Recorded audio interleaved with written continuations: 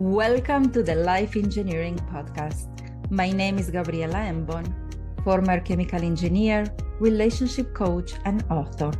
In each episode, we'll uncover the wisdom, strategies, and tools to help you build thriving relationships and purpose-driven careers.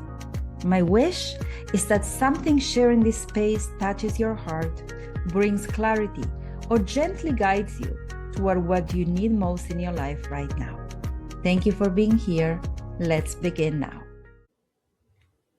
Welcome back to the Life Engineering Podcast, where we explore what it takes to build a life of no regrets. I'm your host, Gabriela Embon, relationship and marriage coach and author of Becoming a Power Couple: 4 Pillars to Engineer a Legendary Marriage.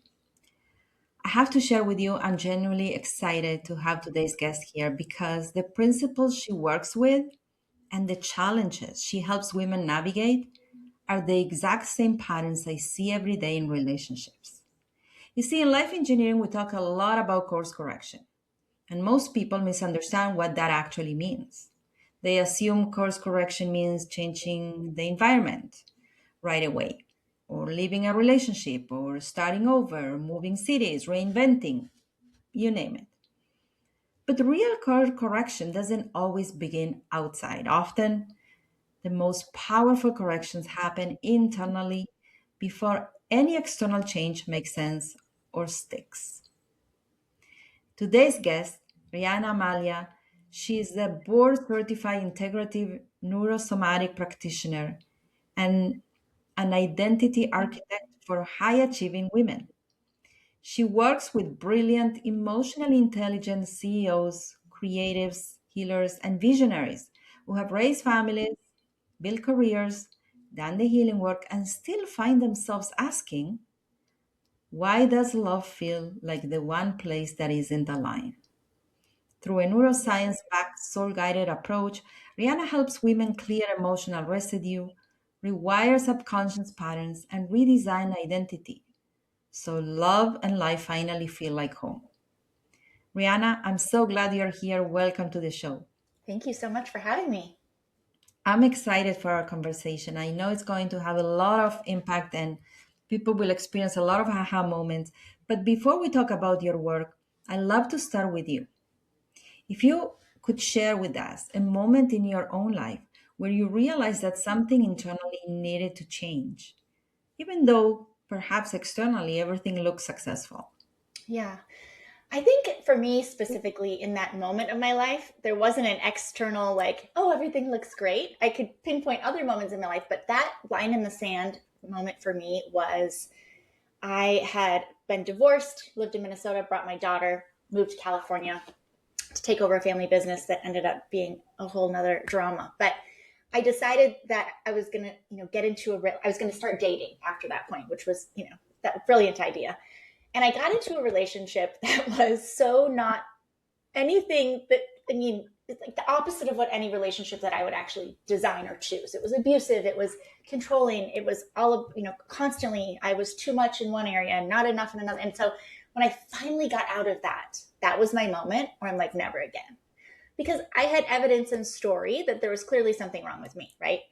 My father, abandonment stuff, my first husband, like all of these things. And I went, you know what? Never again am I going to be in this place where I am just consumed by self-doubt all the time, or anger, or sadness, or heartbreak. And I had done all the things that we're told to do after every difficult time in life. You talk about it in therapy, you talk about it with your girlfriends, you read the books. While all of that is beneficial, it doesn't actually change anything permanently. So that became my moment of there has to be a way to do this differently. So that was my moment. That's exactly what you're describing was what I wanted to understand deeper, okay? Because I know many women you support. They probably, before they come to you, they've done years of personal development, therapy, and healing. So, why do you think love and identity can still feel misaligned after so much inner work? So here's the thing that I find is that even though you've done so much work, a lot of times where that disconnect or that dissonance is happening is because you're living from an identity that was, 10 years ago, 20 years ago, when you first got married, when you first started your company, like whatever it is. And when we actually get clear, so part of, my process is clearing to create, right? You have to clear to create. But before we can clear anything and create anything, we have to get crystal clear. And I find that most women, especially high achieving women that can hold a lot, we hold a lot in our families and our careers and our friendships. We also end up having an experience of life where we kind of almost get what we want, but we never quite get there. And part of that is that there's that identity that's no longer aligned with who we are today, but also the specificity of really understanding crystal clear who you are and what you want.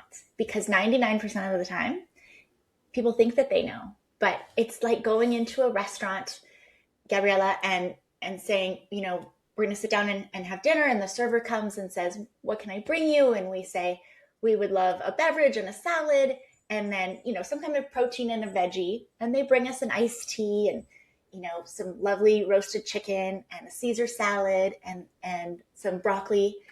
And we got exactly what we ordered, 100% what we ordered. But what we wanted was a lovely glass of Chardonnay and a beautiful piece of halibut and some roasted asparagus and an arugula salad with figs and goat cheese. So that feeling of like, okay, yeah, it's okay, but I don't really ever get what I really want. But most of the time, because that clarity isn't there.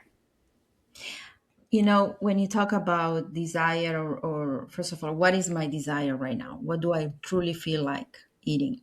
I find that most adults make choices from a place of correction. So, but here's the thing.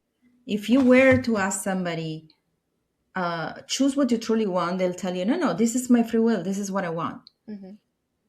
And sometimes it feels it's coming from freedom, but actually what's managing our choices, it's our subconscious conditioning and our attempt to heal our childhood, to correct our childhood, or to fulfill an identity that was placed on us when we were young. Yes. So, we're not talking about, oh, you let people choose for you. No, we're going to a more subtle level when people say, no, I am choosing for myself. I'm like, well, maybe your subconscious is, not you, really. That is absolutely right. And, 90% of who we are, we picked up between 0 and 7, right? And those decisions and those beliefs that are anchored in are still running the show subconsciously. So when the thing happened and you were 5 and you were telling a story and somebody said, oh, you asked too many questions, or, you talked too much, you went, oh, I better be quiet to be loved. Or you brought home something from school and somebody was jokingly said, oh, you could do better. Look at your brother. He did so, like, oh, I have to earn love. So all of these little things, some of those are like super clear and evident that you could remember, but a lot of it is stuff that you have absolutely no conscious memory of. And the reason that's so important is because if we think about our body and the conscious and the unconscious mind right now, everything from the neck up is our conscious mind. And it's everything we know, and it's our critical faculties, and it is our goal setter, and we use it all day, and it's 10%, which means everything from the neck down, the rest of the body, the other 90% is the unconscious mind. So if our conscious is the goal setter, right, that's the thing that we're like, okay, we're going to do this, and we're going to do this, and I'm going to read this book, and I'm going to do this thing. The unconscious is the goal getter. It's the operating system, right? It's the general.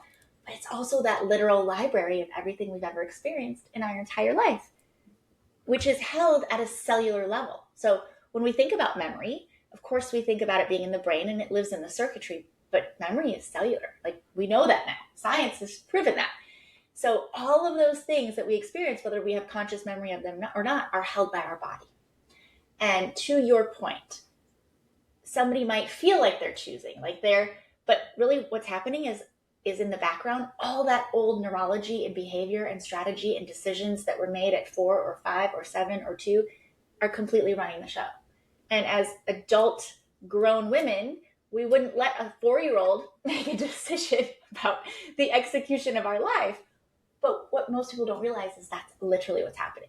And so you're choosing not from a place of who you actually are, free of all of that. You're choosing from the 4-year-old that had the experience that, it anchored in. And let me be clear, this is not about going back to your inner child and unpacking. Like, actually, in this work, in this process, the reason that it works so well and so fast, we're not going back into any of the drama or the story or the thing that happened in your marriage or when you were a child, because all that does is reinstall that neurology and reactivate all of that in your body, which will keep you stuck forever. So so now I'm really curious. I get it. So I can come and say, okay, I'm operating from all the promises, the vows that I made. I will never do this. I will always do that. I would. How what you said there, just what you said there was, it's extremely intriguing. I'm very curious to know, how do you help women step into their true self, find that freedom, choose from that place, and release all this conditioning without going back to childhood? Please Yes, share your. absolutely. So before I share that, I think it's really important to understand kind of the overall, because this is going to answer the first part of your question. So when we look at, my tagline has always been your very best life, right? My business is clear to create your very best life. But ever since I can remember, my whole thing is, whether we've been best friends for decades or we met 15 minutes ago, I want you to live your version of your very best life. And that looks different for every single person on this planet. But the truth is you cannot go from old story and old limiting beliefs and old decisions and old trauma and all the things to just living your very best life. It doesn't work like that. We have to clear before we can create. We have to clear the story to create the life. So many people say, I'm so stuck. I'm so sick of this. I want a different story. Well, you have to stop telling the old one, first and foremost. And then we have to clear the cycles to create the confidence. Because whether you're 20 or 70, you've been through things in your life. There's cycles, there's things that keep showing up. And at this moment, wherever you are in your life, there's a part of you, at least for one area specifically, that you're like, I don't know. I don't know if I can trust myself to make decisions because I thought I knew. And look how that turned out. So there's this fear of, I don't know. Is that right? Is that wrong? Is that a red flag? Am I being too picky? I don't know. And then we don't make decisions at all because we get paralyzed or we decide from fear. And we have to clear the patterns to create the partnerships. We want fulfilled, genuine, amazing partnerships, romantically, professionally, personally, in our friendships, in our family. But when we bring all this old patterns and the old wiring and all the unconscious stuff, we don't get those partnerships. We get more of the same, which is usually all the things we don't want, right? More of just all those things that keep showing up in our life. And we have to clear the resentment to create the results. Every high capacity woman that I know, there's some resistance. And I always ask, if you're resisting something, the real question is, what are you resenting? And it could just be as simply as that I have to freaking do this in the first place, right? But clearing that so that we can create the results. And then we have to clear the loss to create the love.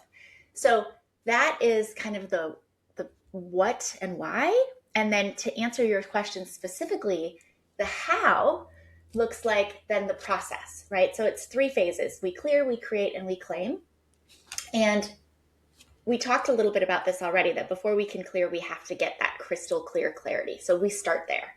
Once we have that, then we actually can do that dysfunction detox and get rid of all of that doesn't serve you, all of that old stuff that's been running the show. And we do it in a way that is painless and peaceful. We're not going back into any conscious memory. So let me answer your question specifically of how that looks. So it's a multidimensional technique that's been used for hundreds of years. And if you think about when we talked about all that emotional weight that we hold on to in our body, specifically if we think about negative emotions, so anger, sadness, fear, guilt, shame, and then all of those limiting beliefs. I'm not enough. I'm not loved, whatever, all they are. Each one of those has its own ribbon, okay? So as we go through life and we have those like significant emotional experiences with anger, every single time there's a marble that goes on the anger ribbon. and the sadness ribbon and the shame. So today, when something happens, it's not so much the today thing, it's the 30, 40, 50, 60 years of marbles. And that's the gestalt. That's that charge that keeps us in these same patterns and going through the same stuff, that keeps showing up in the same relationships and the money and the health and the jobs, all of it. So using this technique, that's what we get to release. We get to release that charge. And so that once we get rid of that, now you have room for what's meant for you. It's just like, if your closet is full of junk or your pantry is full of stuff, you got to take it all out, throw it on the counter, throw away all the expired pasta boxes and half open boxes of crackers, throw it away, get rid of it, put it back, and now you have room for what's meant for you. It's the same internally. You have to get rid of all of that expired neurology. And the beautiful thing about this specifically is, again, we're not going back into any memory that caused pain or trauma in the first place. We get to do it in this incredible way. So once we've done that, now we get to answer that question outside of the conditioning and the noise and the society and the wife, mom, CEO, whatever label. Who are you now? And between now and dead, what do you really want? Like, who are you? And that's a question before we start this work that also usually brings tears, because often the question is, I have no idea. I've spent my life, taking care of everyone else or putting everyone else's needs first. I've never even thought about it. So how do you help a woman who says, I have no idea? So again, it's, when we start that process where we get really clear on your values and your non-negotiables and your desires, and that's typically the desires piece is the hardest, especially for a woman who says, I don't know what I want. And we go deep on that. And now you have a sense of like, oh, right. Walking down the street and you see someone do something and you think, oh, I wish someone would do that for me. Or you're watching a movie and you think, oh, I wish that would happen for me. So some of those things we have to actually manufacture because you don't have evidence or a baseline to refer back to them. But then as we move into that create phase, now that we know these things and we've gotten crystal clear and we've gotten rid of all the stuff that doesn't serve us and we're understanding who we actually are, now we get to step into that. And then it's really important to understand that this is where we replace the neurology and the strategy and the behavior and the ways of thinking, because so much of this work really leans heavy on awareness and clarity, which is the foundation for everything. But if we don't give you the skills to go with the knowledge, you just end up in that maddening place of, great, now I had all these aha moments. What the hell do I do with it? It's why you hear people say, I've been in therapy for years, I've done all this work, and then this thing happened, and bam, I went right back to my old ways. It's because the unconscious mind can't fill in the blank. So if we're going to blow out all the old stuff that doesn't work, we got to replace it. And then we get to this beautiful place where we can now we know who you are, what you want.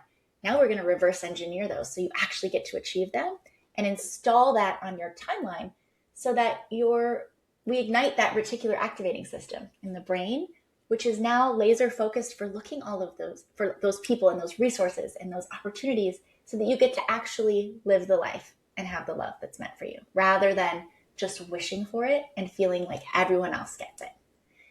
Which then moves us into the claim phase, which I love, this is all about just owning and integrating and embodying this. And so when we really get to own this new identity, we don't need external, am I doing this right? Is this okay? Is this wrong? Is this right?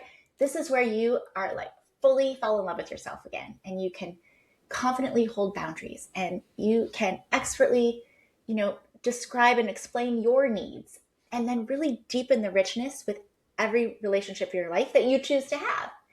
And when we integrate that into our energy and our decisions and our work and our relationships, then we get to just embody it. And we love and live and lead from this new frequency. And you just get to like magnetize with grace and have this experience that now who you are now and the identity that you're living is congruent.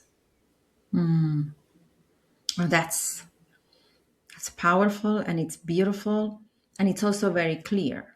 Yes. But I think it's important to say it's a journey. Mm-hmm. It's a journey worth doing because it's a journey of course correction, which is everything we believe in here.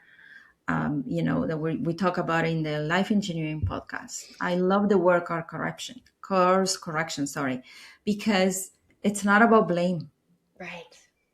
It's about, okay, where do I want to go now? This is no longer is aligned. How does alignment look like? It's about seeking clarity, but also having the courage and the humility to choose differently. Yes. I love that. And I know that you have something called Ellie assessment Yes. that reveals that women are often, I mean, you share with us. What is Sure. it? What Yes, would I say? I'd love to. And I'd love to give this gift to all of your listeners. I think everyone in the world should take the Ellie, and here's why. So, we lovingly call her the Ellie. It stands for the Extraordinary Love Index. And this is a Mm. diagnostic assessment that answers the question, what's standing between you and extraordinary love? Now, of course, that can be romantic love, but it's also self love. So, it is not a, what princess are you quiz. It's 40 questions. And so I just invite you to take it where you can have a good at least 10 minutes where you can thoughtfully answer these questions. Because then what happens is we're looking at 9 key areas: attachment and impact and trauma and communication and nervous system and all of these things. And then I'm going to send you a 28-page personalized report that looks at all of those areas, all of your scores specifically. And it's going to say to you, so based on this and the things that you shared, you might be seeing this in your life. This might be showing up in your life. You might be experiencing this. Here's the cost for you personally of staying there and not doing anything about it. But here's something right now that you can do to start moving yourself forward out of that. Mm. And it's going to give you insight into yourself that you've never had. So it is incredible. I encourage everyone to go take the Ellie. I look at every single result that comes in, and it is just incredible. And I have people reach out to me saying, this just connected more dots than the last 5 years of therapy. Like, thank you. So it's really amazing. It's a beautiful way to start any introspection into who you are and what you want and what might be keeping you from that, love and life that's really, really meant for you. Well, that sounds like a beautiful gift. Where can people find the Ellie assessment? Absolutely. So on the website, which is rianamalia.com, and then all the socials. Connect with me on Instagram, Facebook, LinkedIn, YouTube. Um, and so the Ellie is everywhere. So you can find it in the bios. You can go to the website. You can send me a message. I'll send it to you. But definitely go and take that. And then I'd love to know, like, what was something that you got from that made a difference or connected I some can't dots wait. for you. I'm going to do that myself after we finish this conversation. Excellent. Can't wait. So we're getting to the end of this beautiful conversation, and you sharing some powerful wisdom here. But for the woman who feels almost home, what I mean by this is, they feel close but not quite aligned. What's the smallest internal shift that could create the biggest change for them? Hmm. Here's something that you can literally do starting right now, and it's gonna shift things. So this is what, in my work with my private clients, I love to talk about being a magnet for miracles. That's one of my core values. And I'm going to give you something that you can do that over the next 72 hours, if you play all in, will actually rewire the neurology and the neural pathways in your brain to shift some things that keep showing up for you that aren't quite the way in which they should or could be. Does that sound good? Yeah. Okay, so all this requires is 2 clean sheets of paper and a rubber band. Okay, and it has to be Rubber band. a rubber band, but it can't be like the soft, scrunchy ones that we put in our hair at night. It's like an office one that when you snap it, it stings. Okay, that's really Okay. important. And what we're going to do, well, first of all, I want you to imagine that our physical life, our everything in our tangible reality is a cake. Okay, and if we bake a cake and it doesn't turn out very well, it tastes horrible. What do we have to do to bake a better cake? What would we do? We look at the recipe. Yeah, right. We like, okay, what are the ingredients? So in life, all humans are governed by 4 states: physical, mental, emotional, and spiritual. Our life is the cake, right? It's the last thing to come out of the oven. And if there's things that aren't working, we got to look at the ingredients: the mental, the spiritual, and the emotional. And it all starts with our thoughts. Because we think between 65,000 and 85,000 thoughts every day, and 90% of those are recycled. They're the same things we thought yesterday and last week and last month. And the problem there is that most of those thoughts are negative. And this is where I get a lot of pushback, because my clients are like, no, my mindset is so rock solid.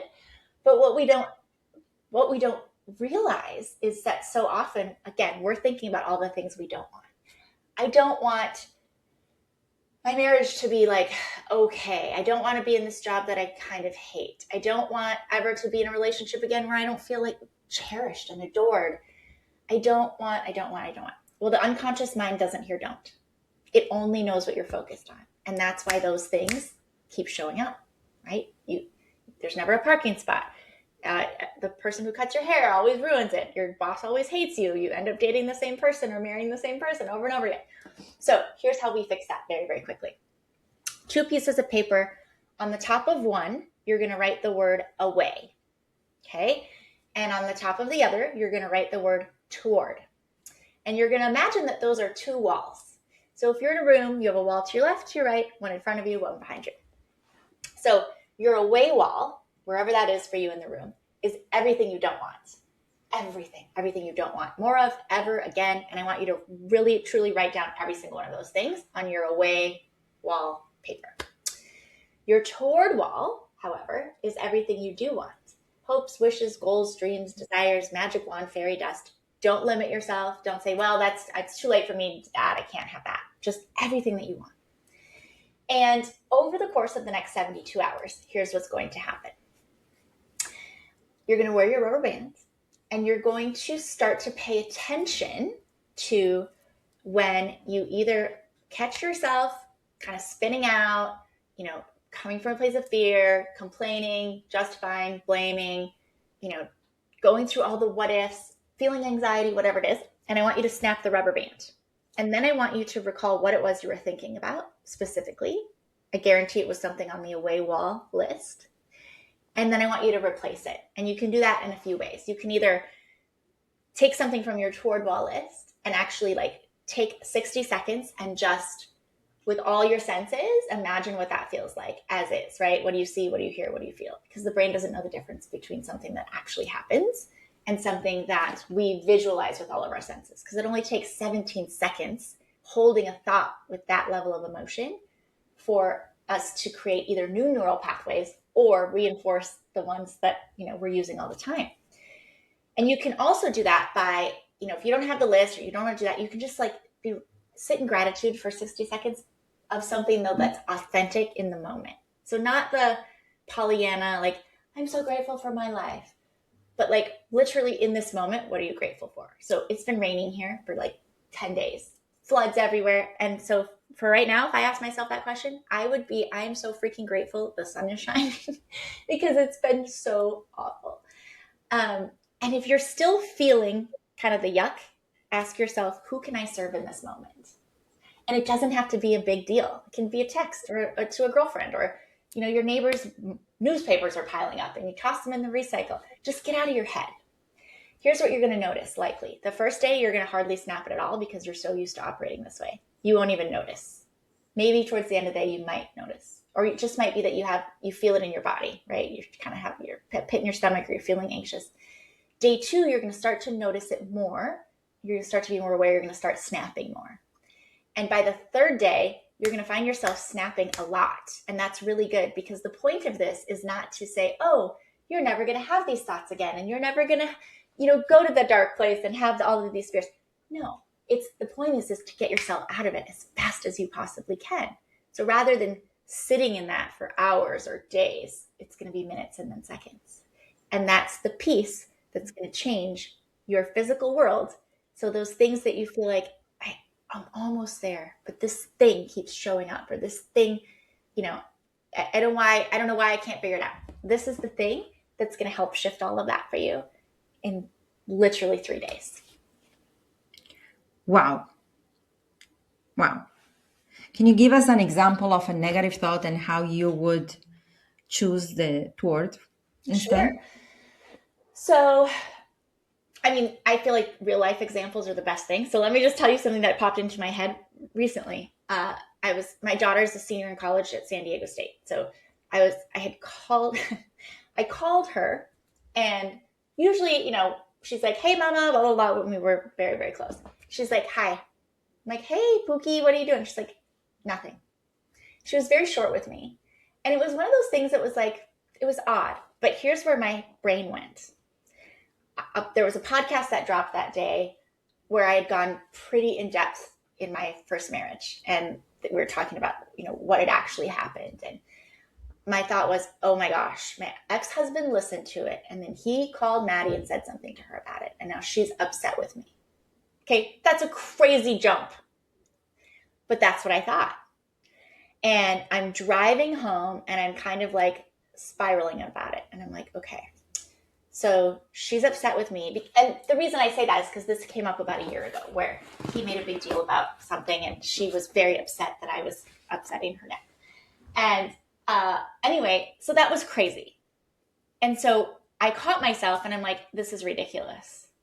I'm making stuff up that's so far-fetched and it's causing me angst. So I thought, you know what? That's ridiculous. What really happened is I called her and she's probably tired. So what I did is I flipped that to, I am so lucky and so grateful that I have this incredible connection with my daughter that I'm so sensitive to tone of voice. And you know what happened? 10 minutes later, she called me and she said, "I'm sorry." She's like, "I'm so exhausted. I've been studying and working and I just feel like I can't even form words." So that's just a very simple example, but even something as little as you're driving or you're doing something and you're thinking about, oh my God, I have this debt or I have this bill that's due and I just don't want to be in this debt anymore. And I don't want to have this financial pressure. Okay. That's giving direction to your brain to continue having debt and financial pressure show up versus I am so grateful that, money just takes care of itself and I don't have to worry about the how, right? The universe can take care of that. And it's not about being delusional, but it's retraining what we're focused on. Because as crazy as it sounds, it's really as simple as that.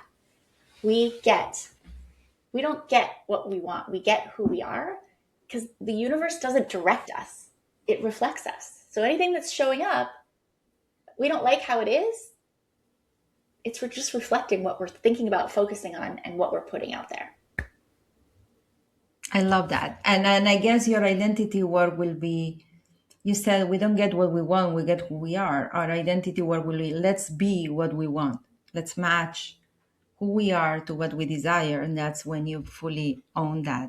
Right. And that's the frequency piece, right? So if we think about, and this is like, just a really easy visual, but for instance, what's your favorite kind of music or one of your favorite kinds of music, Gabriela? For me? Yeah. Oh, jazz and Latin. Amazing. And let's go with Latin. Latin. Okay, got it. And then what is a genre of music that you just can't stand? Oh, that's very easy. Country. Okay. So imagine that everything you want for your life, all of it, all the good stuff, the relationships, the health, the money, the travel, whatever, it lives up here on Sirius XM 111, which is Latin all day, all night. Amazing, right? So all of it is here. When we are in those low frequency thoughts and fear and focusing on the things we don't want, we're actually stuck down here on the country station. And we can't turn it off. We can't turn it down. And the question is, can you hear Latin on Kenny Chesney's station? Not a chance in hell. How are you going to hear Latin? You have to change the channel, which is frequency. So here, and even though we think consciously we're hanging out in those high vibe, gratitude, appreciation, consciously a lot of times we are, but unconsciously we're hanging out down here because the way that what we're thinking about is that I don't want the fear stuff.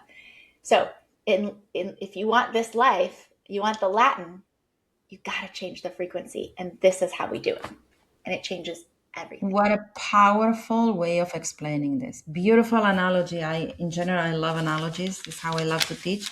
And this is really easy to understand. So, so powerful. Thank you. Thank you, Riana. Thank you. So normally I would ask you where people can find you, but you share with us your website. I encourage all of you. I will do that myself, including myself, to take the early assessment Yes. and benefit um, from your wisdom and your expertise. So thank you so much for Thank you. sharing generously and so clearly in a way that we can all take something and implement right away. I really Absolutely. appreciate the practicality of your approach. My pleasure. Thank you for having me. This conversation was such a powerful reminder also for everyone, including myself, that course correction doesn't always mean changing your life overnight. Sometimes it means, and for the most part, it means changing the inner architecture first, the identity, the nervous system, the patterns, so that when you do make external changes, you don't repeat the same patterns, the same story in a different setting. So, dear listeners, if this conversation resonated with you, you can learn more about Rihanna's work, her retreats, the Ellie assessment, and the Brilliance Branch series, which maybe we'll do another episode. Didn't have time to ask you about it. All is in her social and website. We'll put all of that in the show notes, and always stay grounded. Please share this episode with anybody you love, and don't forget to subscribe. And remember, the most sustainable change doesn't come from running away, it comes from running home to yourself. Mm. Thank you very much, and I look forward to seeing you in the next episode in 2 weeks from now. Bye for now.